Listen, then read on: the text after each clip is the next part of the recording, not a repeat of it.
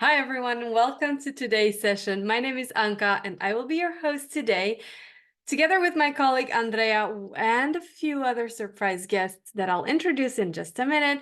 We'll be talking about how you can grow an engaged online community. So let me first add our guest speakers as soon as they join. I'm keeping an eye out on the... Actually, Andrea, can you actually invite the speakers on as hosts as they join? In the meantime, what I'm going to do is, first of all, see where everyone's from. So I see our first speaker joining. Hi, Alina. Nice to see you. Hey, Anka. How Very are you nice doing? to see you. Good, good. It's a beautiful day here in Puerto Rico. How are you doing today? That's so nice. It's evening where I am in Romania. So hi, Very good. Kevin. How are you doing? Hi, Rob. Oh, wonderful. How Delighted to are be you with guys you all. doing?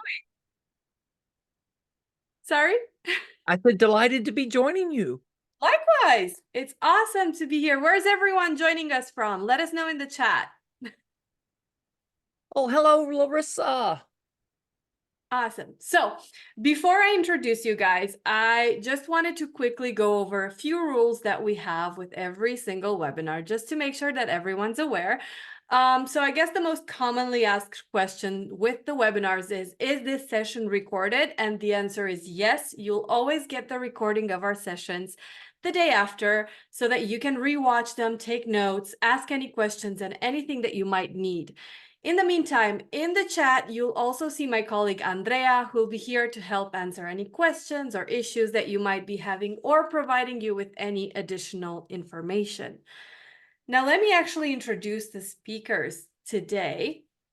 We have with us, and I hope I'm pronouncing your names correctly. Please correct me if not. We have Rob Toomey, president of typecoach.com, a company that offers tools and personality type training for organizations and teams. Kevin Monroe, gratitude coach at kevinmonroe.com, kevindmonroe.com, sorry, who offers coaching and resources to help clients integrate gratitude into their work and personal life.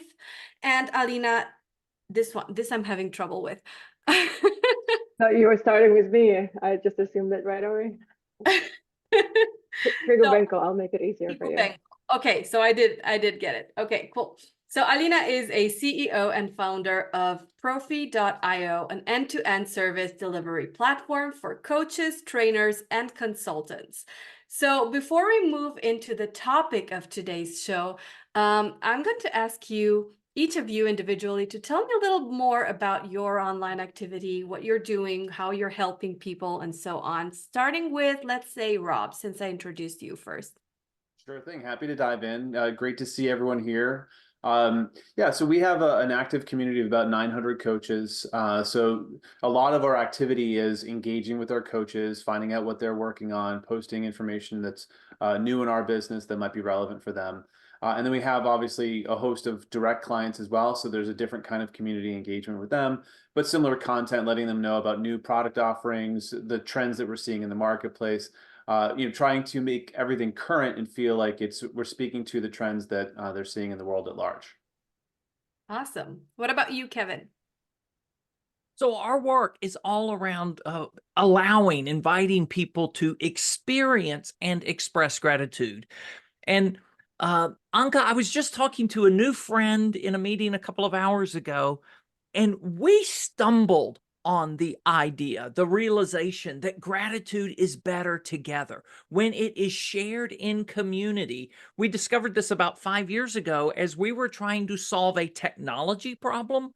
We stumbled into a platform that allowed the sharing of gratitude in community, and we just saw the impact multiply. So we've been leveraging that insight ever since and creating environments where people come in to explore, express, and experience gratitude, and do it with people, whether they know those people and are part of an ongoing community, or whether it's a pop-up community for a 1-hour event.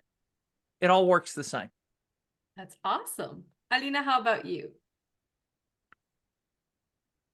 I love that, Kevin, you mentioned about multiplying, and I think technology, I don't, just think it. We all know that technology is an amplifier and a force multiplier. And we at Profi are in love with solving the problem of inefficiencies in operational workflows of coaches, consulting firms, training firms, health and wellness providers. So I just, it makes me so happy to see that we can take off the coach's plate everything related to tech, so they can think that everything is just automatically works. That's the best feeling we have, and we celebrate here at Profi. Absolutely. Awesome. That's really, I have no words. That's just, I'm grateful. Let's just say I'm grateful to have you all three here with me today and talking about how we can grow an engaged online community. Let's just give a little summary to what or structure to what we're going to talk about. We're going to first look into research and planning on growing an engaged community, and then we're gonna go into a little more detail into overcoming some challenges, and then finally drawing some conclusions. Keep in mind that you can ask questions at any point. I will introduce the questions as they are relevant, so if you have any questions, you can just drop them into the Q&A box. Should be here at the bottom somewhere, so you can find it there. And I think that marks the beginning of our actual topic of discussion. So we're talking about research and planning. And I want to first go back to Rob, because I want to ask you, Rob, to give us a brief intro into personality types theory. And just because I want to make sure everyone's on the same page with this. I find this is very interesting. Sure, happy to. So we use two different models of personality type in our work. The building blocks of personality, a lot of people are familiar with: extroversion, introversion, the terminology that was popularized by instruments like the Myers-Briggs. Obviously, that has a lot to do with sort of basic day-to-day interpersonal communication challenges.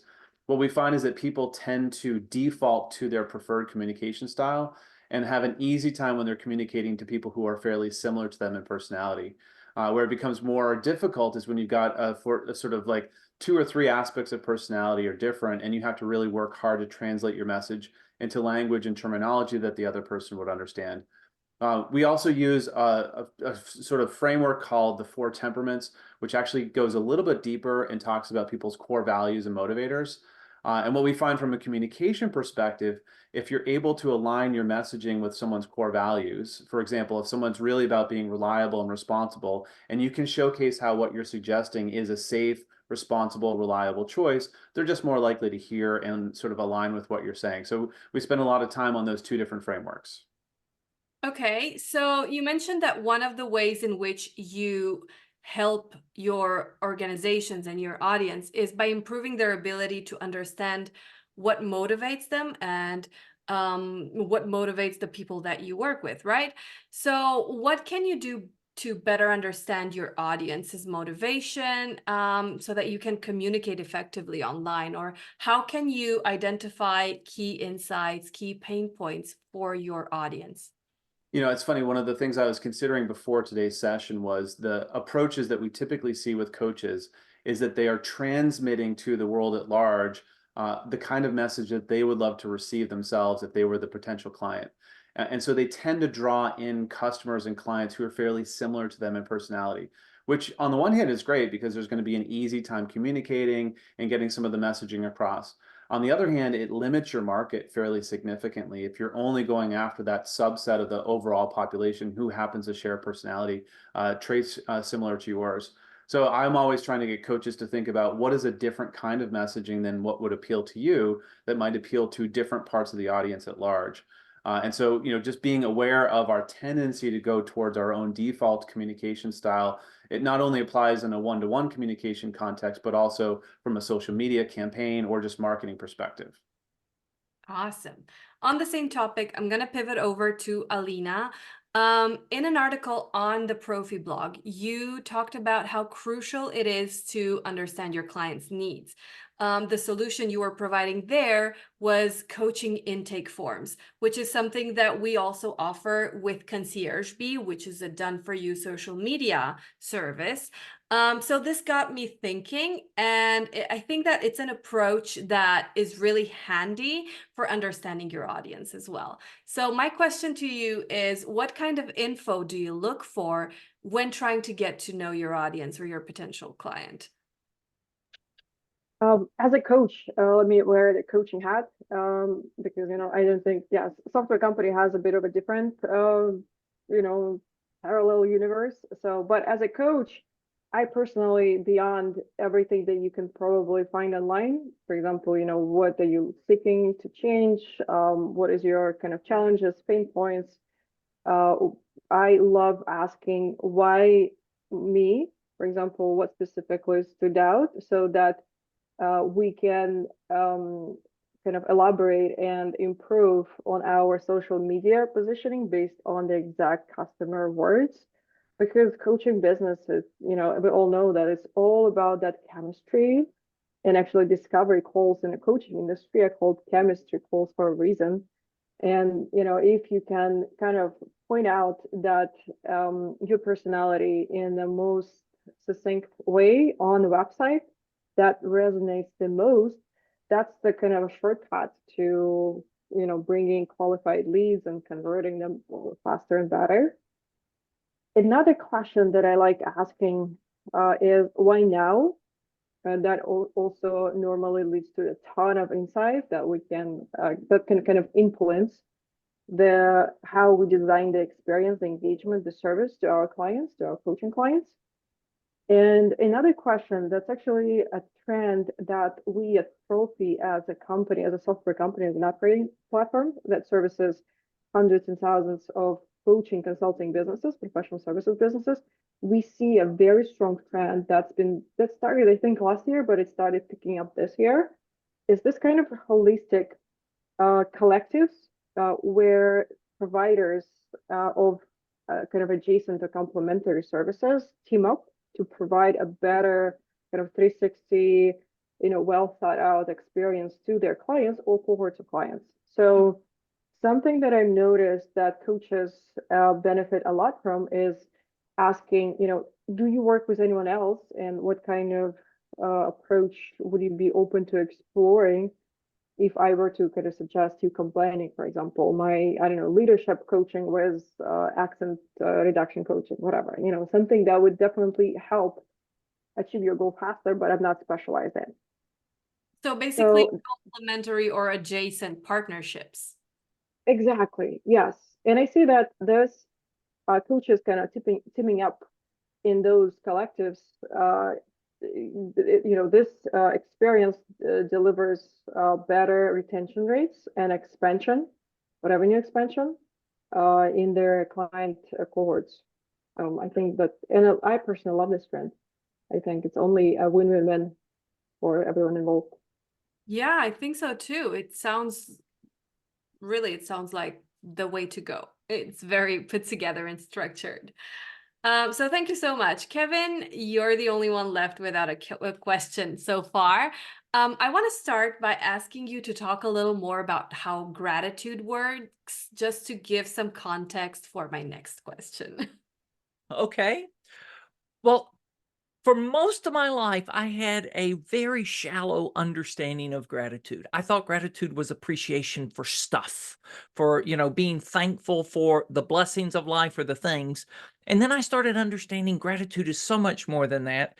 And I now use a definition that comes from my friend Patty Blackstaff, who's been in our gratitude community. She created a journal, and in her journal, she used this definition. Gratitude is appreciation for all that we have, all that we are, and thankfulness for our ability to show love and kindness to others. And so I believe that's this whole, a 360 definition of gratitude, that it is being grateful, appreciative of the blessings we have in life, but it's also being thankful for your journey. And if you happen to be like me and be a little quirky and have some weird things about you personality wise, being able to appreciate how you are made. And Rob, to what you were saying, that our unique personalities attract people to us. Maybe it's attracting people that are similar to us, or maybe it's just attracting a different kind of people, but not resenting how weird you are, but embracing it. And then this idea of community, being able to show and receive appreciation and kindness from others. That's all encompassing, really. Okay, so we have talked about learning and understanding your audience, and that leaves one final thing in the planning stage. And that's my question to you.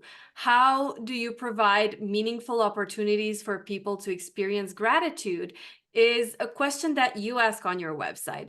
And I know because we have talked before and I have looked at your website before. And it basically got me thinking about the question that I wanted to introduce in this case, which is, how can you do that with a social media audience? What are some effective ways for coaches to engage with their online community and foster meaningful interactions like what we've Okay. discussed? I love the question. Let me back up a little bit with an answer and go. I don't believe as coaches we can actually create community.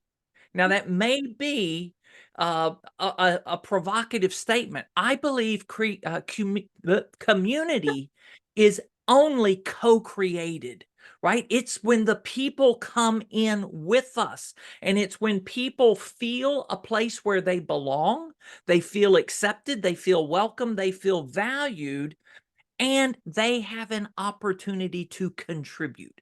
Mhm. Now, I'm not talking about Rob or Alina, because I know they're not on this. They're not wired like this. They're wired differently, more like we're wired. But there are some people that offer a thing called community, which is really just a space for you to consume their content. That's not community, right? Mm. Community is not consumption. Community is a place where we can contribute and where we are seen, heard, valued, and appreciated. So to express gratitude in an online fashion, right? It starts with us expressing gratitude to the people that we have the privilege to serve, thanking them for showing up, and then inviting them, asking them, to make some kind of contribution. And how can we start our sessions? I always try to start sessions grounding it in the good soil of gratitude, even if this is on social media. Hey, what's the best thing that happened to you this week? What do you have that you want to celebrate? How can we celebrate your most recent accomplishment with you? And then the other one of my favorite things to do is to invite and to lead by example. Expressing gratitude, the gratitude you have for someone, expressing it to them in a public fashion, right? So writing a post and saying, maybe on Friday, here are the 5 people that made my week better this week. And I want to thank, and you call them out by name. Those are beautiful ways. And you're leading by example. And then you ask, hey, who would you like to thank? Who do you want to acknowledge, right? And invite them in and make a space for it to happen. That's amazing. Honestly, with that in mind, thank you, Andrea, for always being there for our webinars. It's really awesome to have my colleague here with us every single time. So I'm grateful for that. Okay. Absolutely. And thank you all of you for joining every session and co-hosting this with me. Okay, so before we move into overcoming challenges, do you feel like there's anything that we left uncovered in the research and planning stage? Did we miss anything when going over the audiences or the way we create the community to make it an actual community? Well, may I add one thing? I do want to, when a consultant or a coach is working with me and they say, Kevin, who is your avatar? Now, if you want to make me crazy, ask that question, because avatar dehumanizes the people we are here to serve. I love the question. A better question is thinking, who is our ideal client? Who is that person, right? Think about personal traits. Don't depersonalize. So how do we get to know the people we are called to serve or we are led to serve? And how do we think about them as full humans and people? So that's the one thing I would add. That's great. Alina, Rob, do you have anything to add? No. I just want to emphasize that yes, being a co-creator is so important because as a platform provider, we see that has community as a module, which we're actually right now about to release a much like bigger enhancement to. I've seen dozens and hundreds of businesses that were coaching businesses and consulting. They were trying to launch a community. And I think it's very hard to like it looks a lot easier than it is, but actually spinning off, creating, co-creating, supporting, and continuously growing a community, it's a lot of work. It's a lot more than one can perceive from the outside. So I just always, whenever I get the chance to share this, I always share that please, make sure that you have a dedicated persona, ideal customer persona, that will resonate with the community, that will be delivering continuous value to the community on a basically daily basis. Otherwise, it's just so easy to start something and then get everyone excited and then you kind of drop that engagement. And very few things are worse than kind of over promising and delivering, especially on that human connection that's so sacred to us nowadays. So I just wanted to emphasize how important communities, and it's a living organism, really, from what I've noticed. But it has to be fed. It has to be fed with real heartfelt emotion and true value. Yeah, you're right. I actually like comparing it to sourdough bread starter because you always have to. I know I'm a foodie, so it's always gonna be food comparisons, okay? But yeah, it's always gonna need that you provide constant attention to it, and you're always going to need to feed it and evolve with it and work with it to grow together. So I completely agree with what you said. Okay, so going into the second point of our discussion today, we're talking about overcoming challenges. And this question goes to Rob. Considering the diversity of temperaments and personality types, what challenges do they pose and how might they influence someone's social media marketing? So for instance, planning or content creation or things like that. Because I know, for example, traditionalists, they tend to thrive when changes are broken down into specific steps. They have reminders, like what you mentioned in your coaching manual, and applying the insight to social media marketing, they might find that success in posting consistently, if they break down the content creation into smaller tasks like brainstorming and then writing the captions and then creating the visuals. So going back to the question, considering all of this, how might they influence what challenges they have and how might they influence their planning, their content creation, all of that? Oh, well, it's a great question. I love the fact that you're referencing like materials that we sent around. And by the way, for those of you listening, we have a whole bunch of resources we make available at no cost for coaches, including the coaching manual, which is advice on how to coach each of the different personalities out there. So, for me, Anka, like I want to first recognize that if I'm running into an obstacle within myself, is there an element of personality that's the heart of that or that's magnifying it? And if so, it's going to be one of those things that's going to feel like a stretch and is going to require extra energy and focus for me. So for example, within my own personality type, the actual planning piece and the actual execution piece, both are less exciting than the idea and creative content creation piece. Those are the places where I have the most energy. So recognizing that there are going to be different parts of the overall process that are more challenging for me, and then putting extra energy and focus into those, or even better, finding someone else within the team or a collaborator you can work with who's really good at doing that stuff. I describe this principle as the dirty laundry principle. The items that are on your to-do list that you're reluctant to do and they just carry over from week to week, from month to month, are often the things we feel guilty about asking someone else to do because we don't want to ask them to do the chore. But in fact, through the lens of personality, we see that other people would probably really enjoy that kind of activity. And so it's not asking them to do something really bad, it's giving them an opportunity to do something great. So I'd be looking for those kinds of opportunities to do some trading. We have people on our team, for example, who are really great at finishing projects, whereas I love starting projects. And so often they'll ask me to do the first, 5 to 50% of a project just to get the ball rolling.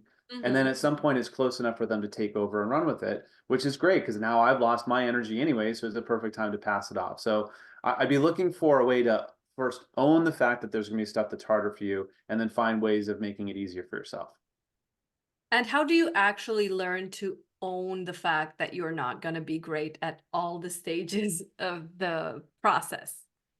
Well, I always say you can get to a point where you can be world class at anything, but it's going to require a lot of extra energy and focus. So then you get to decide, where do you want to put that energy in? Is it something like, so for me, I'm not naturally going to be wired for attention to detail, but I spent 5 years as a corporate lawyer working on detail. So I can do the details at a very high level, but it's the last thing I want to do. So then we have to give ourselves permission to say, all right, well, where do I want to spend my time? Is it using my strengths and leaning into the stuff that I really look forward to and find energizing? Or is it grinding through stuff that, I can do, but I don't really find that satisfying? Mhm. So just to summarize, what I'm taking away from this is that one, you should find ways to delegate the things that you do not like. And two, you have to keep in mind that even if you're sometimes good at it, it doesn't mean that you are enjoying it. Well said. Yeah. Awesome. Okay, so for me personally, I'm really enjoying the planning process, not so much the execution. So, speaking of planning, things don't always go to plan. So, my next question is for Kevin. Um, because this also kind of applies to social media, to businesses in general. Things don't always go to plan. So, how can we integrate gratitude during the challenging times? How can we integrate gratitude during things like slow growth when building an online presence, like negative feedback that you might get from time to time? Because let's face it, people don't agree with other people sometimes, and it's normal, and it happens. And sometimes you just mess up and you have to own up to it. How can you integrate gratitude when you're hitting a creative block, or when you're struggling to maintain consistency, when you're struggling in any aspect? So have you been reading my journal lately? I don't know, Anka. It's just no. No. Gosh, I want to approach this in two ways. One of these are conversations, a series of conversations I've had with people, and I recognized over the last 2 weeks, there's one theme that all of these people have shared. They're all job seeking at this moment, and they feel stuck, and they feel thwarted, and they, feel that they're not making any progress, which are feelings we've all had. And one response to this is, what if we can focus on the things that are unchanged or unchanging in our life, work, and world, right? So, Alina, I mean, I look at your picture, the beauty of nature, right? Go outside and see, what is it that gives you joy? What is it that fuels your gratitude and your sense of being alive and appreciation, that has nothing to do with your work? It has nothing to do with the value you're receiving from the work, but you just find things in nature, the changing of the seasons, the sun, the stars, the moon, all of these things. So get outside yourself, right? Because some of us, it's so easy to get so wrapped up in our little world. And then with that, and one of these people that wrote and talked about failure, I'm like, gosh, I'm no stranger to failure. And I don't believe any of you here are either. But I grew up with a really misunderstanding of failure, and a bad belief about failure, that failure was the opposite of success. and that if I was failing, I wasn't succeeding. But now I understand there is no success without first failing, right? That we're on that journey, and then celebrate what you've learned. Celebrate that you've accomplished something. Celebrate that you're making progress.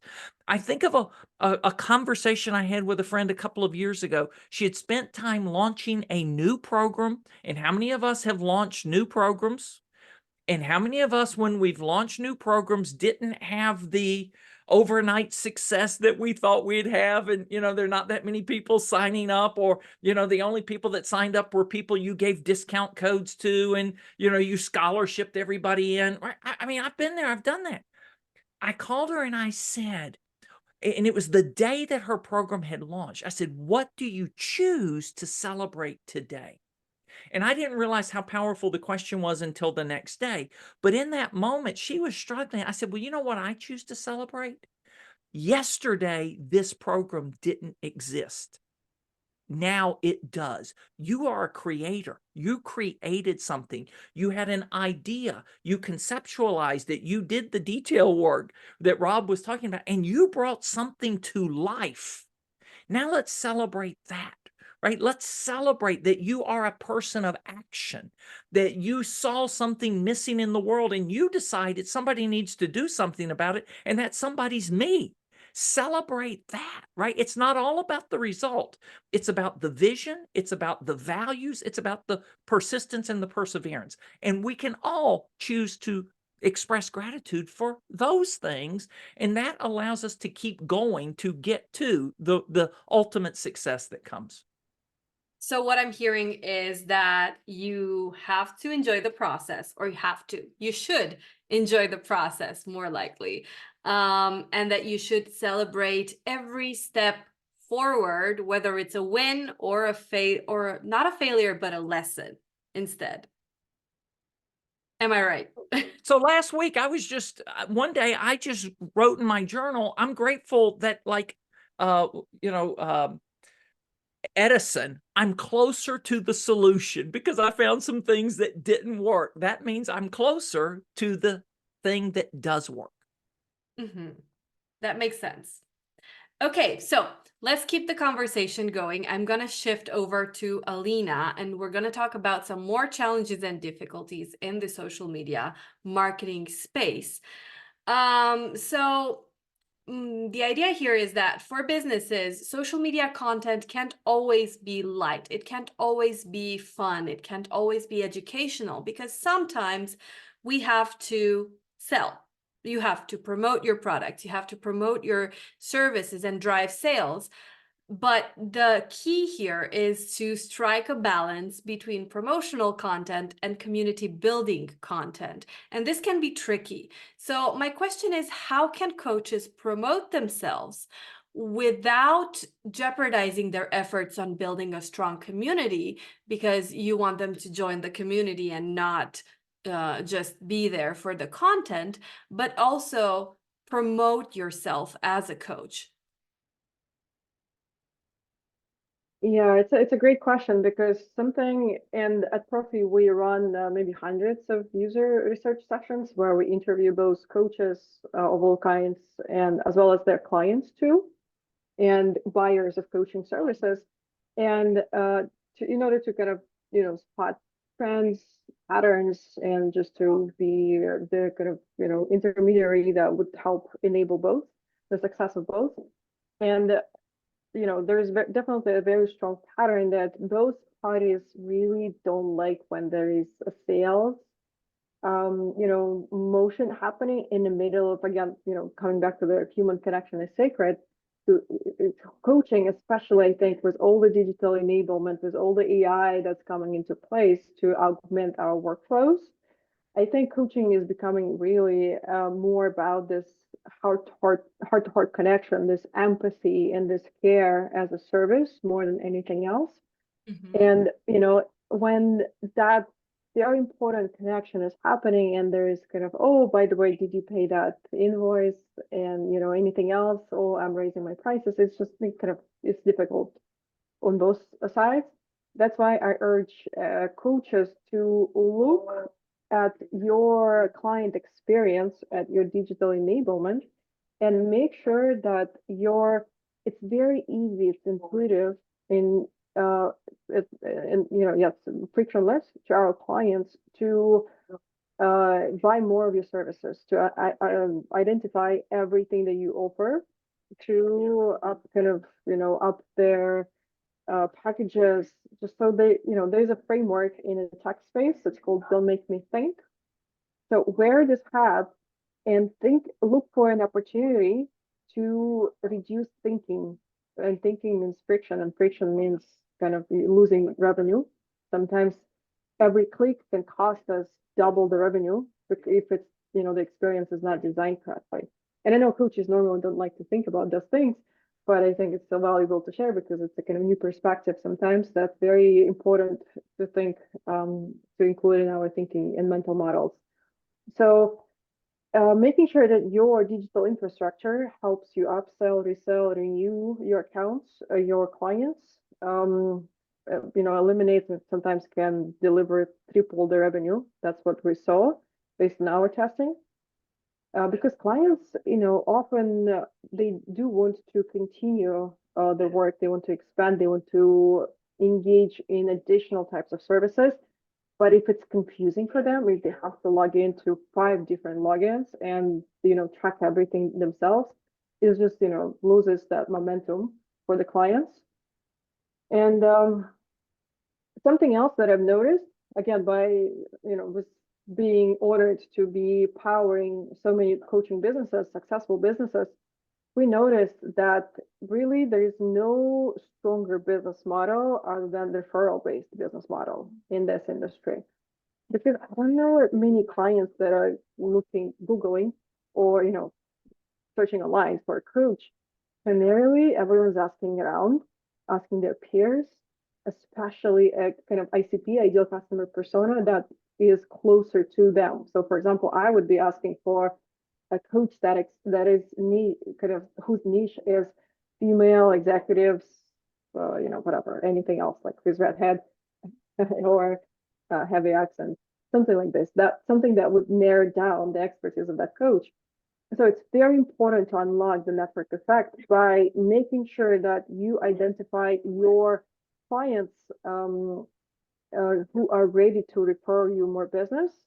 And some of the strategies that we see being wildly successful, coaches asking their clients to record videos, sharing about basically a video testimonial without any production, just literally a phone on the go and sharing how did the session go or how did the engagement go. So this kind of content has the highest ROI out of all of the marketing activities that we've seen our coaches kind of, using. And because it's all coming back to the resonance and delivering that emotion and making your potential customer feel that you're the right coach for them and you can deliver that wow effect to them as well. Okay, so first of all, Don't Make Me Think is going to become my next motto. So you're going to hear me say it a lot. So thank you for that.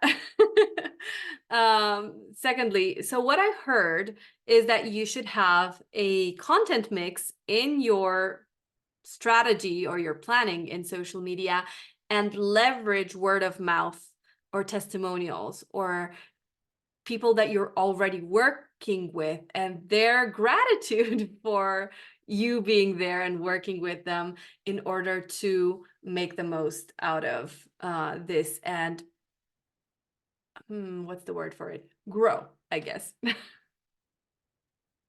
Our impact. Yeah, it's all about, again, transferring that emotion. They're asking clients to record quick videos, does really, great job. I was thinking about the social media trends lately, and TikTok is extremely wildly successful over Instagram. And Instagram historically was only pictures, and now Instagram and YouTube is doubling down on the shorts, on this kind of quick video format for a reason. They are sitting on millions and billions of data points, and they're optimizing for it. So I think all of us coaches should be really thinking about what are the big players in the tech industry doing, because they have millions, billions of dollars and access to tremendous amount of data. So they, and what they're optimizing for is becoming a habit in the, in everyone who's using them. So that means that customer habits and user habits are dictating what they're expecting from their service provider. So it's just, again, everything is under the roof. They'll make it as frictionless as possible, so that it's easy for me to make that decision and feel that it's the right coach for them, for me. Yeah, that makes sense. Okay, just a reminder that as we're getting closer towards the end of our session, if you have any questions for any one of our speakers, you can add them in the Q&A box. If you have the question for one particular speaker, just add their name in the beginning so that I know to ask the question to them. But in the meantime, let's start drawing some conclusions from today's session.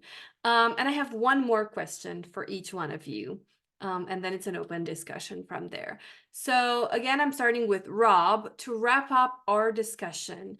Can you tell us how can a coach leverage their unique traits in developing maybe a marketing and communication strategy? Sure. So, I mean, I think what's really been interesting for us is to see how different coaches handle this very differently. And so you want to have an authentic version of your messaging come through to sort of communicate who you are as a coach. And by the way, I love what Alina is saying about the video testimonials. It's very powerful to use, your happy customers reinforcing the message about what's unique about your approach to coaching. So instead of just like, Rob was a really great coach, I would recommend hiring him, saying something like, Rob really dug into the part of the process that was really important, something that goes a little bit more into the substance of how you as a coach operate differently from the people that you're trying to distinguish yourself from. So there's lots of different ways to do that. Like, Alina was saying, so, I work with, up and coming female leaders who are primarily in tech. So you can niche yourself that way and then become known for you can become the go-to person for that. But you can also do that from a substantive perspective about your approach to coaching and what you uniquely bring to that. It's very similar to like when you're interviewing for a job. We actually have people reread their personality profile before they go in for the interview, so they can say the parts about themselves that they know to be true, but to lead with that messaging as opposed to just saying generically, I've spent 15 years as an engineer. No, I'm a creative, outside the box, unconventional engineer who brings a unique perspective that's often missing at the table. That person's far more likely to get sort of the opportunity, assuming that it's a fit. And same thing goes for the coaching messaging. What can you describe about the personality and style that you're going to bring to that engagement that will distinguish you from the rest of the crowd? That's really valid. It's a valid point. So thank you for that. Kevin, I'm moving over to you. We've learned that building loyalty is crucial for long-term success, especially if your goal is to build a thriving online community. How can coaches make their audience feel heard and appreciated and thankful to be part of that community? Well, we understand, right, that everybody wants to be seen, heard, valued, and appreciated for their contribution. They want to contribute. So inviting people to contribute, making their contribution welcomed and safe, and then you as the community host, elevating and celebrating people for their contributions. Call it out. Let people know, hey, Rob had this amazing insight, and I'm so happy that Rob shared it with us, right? So that we are leading the way. We're making it safe for people to contribute, and then we're celebrating them for what they have contributed. And a couple of other things. One, making sure that you make space for appreciation or celebration or gratitude in all of your events. You don't always have to start the same way, but at some point there is this opportunity where we're just going to elevate or ground our session in gratitude, or we're going to appreciate people for their contributions, right? So that it's just always in the environment. Gratitude is always part of it. And then I would also say take your gratitude offline. Send people handwritten notes that no one else knows about. And then when they receive a handwritten note from you, I promise you, they will hold on to it and they'll probably put it in a place where they see it and reflect on it often. I tend to agree. One thing that actually stuck with me from what you've just said is make your audience feel safe in sharing whatever they feel. And I feel that's super important in order to just build a strong community. So thank you for mentioning that. Okay, so Alina, we're going to head towards the final thoughts of our conversation today. And I recently read one of your older posts on LinkedIn. And the idea is that while social media plays a vital role, it's just one piece of the puzzle in growing a coaching business. And your post on the struggles of a solopreneur was a very interesting one to read. So my question is around that post, the one with the Forbes Coach Council, just to give some reference. So the question is, what are the top practices or habits of highly effective coaches, in your opinion? Thank you for referencing that post. Yes, I think there's a lot of things that fall into place once we know ourselves. And I think, Rob, to your point, in coaching previously, we were trained as coaches to cover the blind spots. I think we probably all remember those, times where we were like, just if you're weak in something, overcompensate for it. But the newest kind of coaching technology and coaching approaches are all about double down on what works for you, which means know thyself, and which comes with understanding your patterns, your rhythm, your flow, and everything around you, so that you can truly shine when it comes to, again, that heart-to-heart connection, that kind of, the care moment that you share with your clients face to face or via content or anything else that you consider your service. So, really doubling down on you versus muting and thinking what works for others. Other coaches might seem to figure out something that might not work for me, but it works for them. Maybe I should go for it. Again, I'm all about that resonance. I know this is probably the answer to all of the questions, but it's just so important. Again, servicing so many customers in the space, I see the importance. And second, comes back to my previous answer, and it's just I cannot overemphasize it enough. Making asking for referrals a habit. Truly, for example, I was talking to one investor, and he shared that one of the most successful founders that he ever invested in was asking for a referral at every call, every meeting. It was a VC meeting, venture capitalist meeting that was not related to the industry that founder servicing, but just making it a second nature, asking like, do you know anyone I can help? Do you know anyone I can, extend my service to? And, there are tools that help identify kind of the promotional persona in your customer segment. For example, NPS score. Coaches, I don't think are using it enough. NPS stands for Net Promoter Score.